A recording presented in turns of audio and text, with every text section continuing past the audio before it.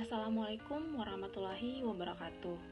Di sini saya akan membahas tentang penyakit pada masa kehamilan. Penyakit pada masa kehamilan merupakan penyakit yang muncul atau yang diderita pada saat hamil. Adapun jenis-jenis penyakit pada masa kehamilan yaitu ada TORCH, hepatitis B, anemia, pendarahan, keputihan, diabetes gestasional, sakit pinggang, kandidiasis, dan juga sembelit. Nah, sekarang saya akan membahas salah satu penyakit pada masa kehamilan, yaitu hiperemesis gravidarum. Definisi hiperemesis gravidarum adalah keluhan mual dan muntah hebat lebih dari 10 kali sehari dalam masa kehamilan yang dapat menyebabkan kekurangan cairan, penurunan berat badan, atau gangguan elektrolit, sehingga mengganggu aktivitas sehari-hari dan membahayakan janin dalam kandungan. Untuk penyebab utama hiperemesis gravidarum, yang pertama, yang paling sering adalah peningkatan kadar hormon HCG. Biasanya ini muncul seiring dengan perkembangan plasenta dan juga peningkatan kadar hormon estrogen yang berpengaruh pada ibu hamil. Yang kedua, kadar hormon tiroksin.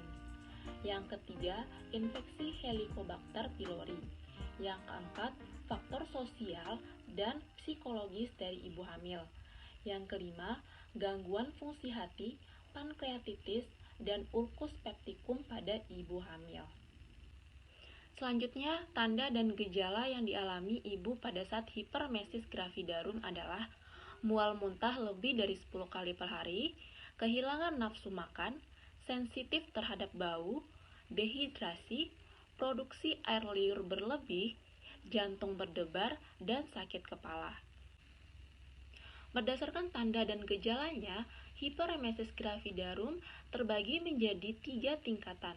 Tingkatan yang pertama, ibu mengalami mual muntah, nyeri pada ulu hati, lemah, lidah kering, dan mata terlihat cekung. Tingkatan yang kedua, ibu terlihat apatis atau tidak merespons sekelilingnya dengan baik. Suhu badan ibu meningkat. Hal ini menandakan ibu mengalami dehidrasi. Nafas ibu mulai berbau aseton dan ibu terlihat sedikit kekuningan. Dan juga berat badan ibu menurun. Tingkatan yang ketiga merupakan tingkatan yang paling tinggi dan gawat. Pada tahap ini, mual muntah ibu sudah berhenti. Kesadaran ibu menurun, ibu terlihat mengantuk dan bisa terjadi hingga koma. Ibu mengalami penurunan tekanan darah yang drastis, serta ikterus atau kuning. Untuk patofisiologi, ada beberapa faktor pencetus. Yang pertama, peningkatan hormon estrogen yang menyebabkan rasa mual dan muntah. Nah, kalau mual muntah berlebihan akan menguras cadangan karbohidrat dan lemak. Lalu, kalau sudah terkuras atau semakin berkurang, nantinya akan terjadi gangguan pada proses oksidasi lemak. Lemaknya tidak sempurna dan akan mengakibatkan aseton darah meningkat. Dan kalau tidak ditangani, akan terjadi kerusakan pada liver atau hati. Lalu kita tahu bahwa mual dan muntah selain menguras cadangan energi, muntah berlebihan akan mengganggu proses metabolisme dan akan mengakibatkan dehidrasi. Kalau sudah dehidrasi, natrium dan elektrolit berkurang dan terjadi hemokonsentrasi dan selanjutnya nutrisi dan oksigen ke jantung berkurang. Nah, akan menjadi hipoksia. Kemudian dari dehidrasi itu ketika kita biarkan, nantinya akan terjadi robekan selaput lendir esofagus dan lambung, dan yang menyebabkan pendarahan gastrointestinal pada ibu dan juga janin. Selanjutnya, komplikasi hiperemesis gravidarum. Itu ada dehidrasi berat, ikterik, takikardia, suhu meningkat, alkalosis, kelaparan, gangguan emosional yang berhubungan dengan kehamilan, menarik diri, dan juga depresi. Nah, dari beberapa komplikasi ini sangat berbahaya bagi ibu maupun pada janin. Selanjutnya, pemeriksaan penunjang. Untuk pemeriksaan penunjang pada penyakit hiperemesis gravidarum, ialah yang pertama ada USG. USG ini dengan menggunakan waktu yang tepat, mengkaji usia gestasi janin dan adanya gestasi multipel, mendeteksi abnormalitas janin, melokalisasi plasenta.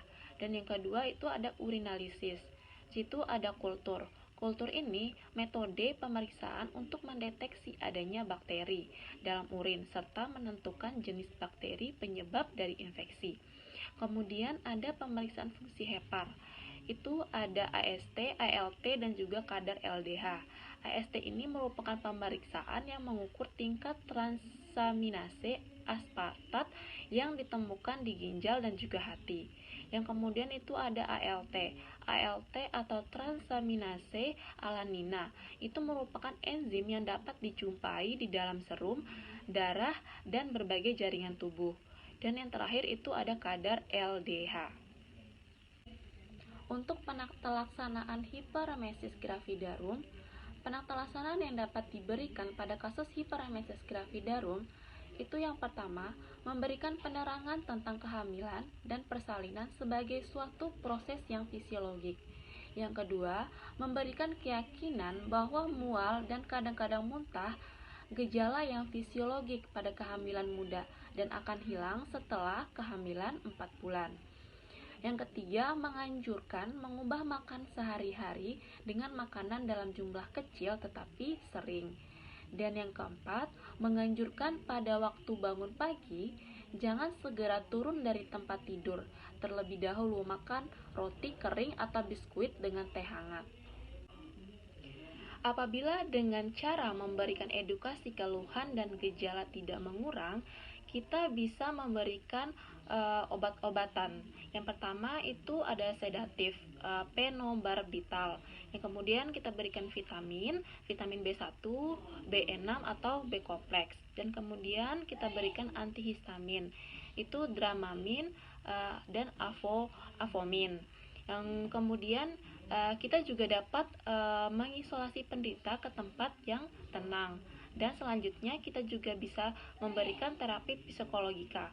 Terapi psikologika ini perlu diyakinkan kepada penderita bahwa penyakit dapat disembuhkan. Hilangkan rasa takut oleh karena kehamilan, kurangi pekerjaan, serta menghilangkan masalah dan konflik.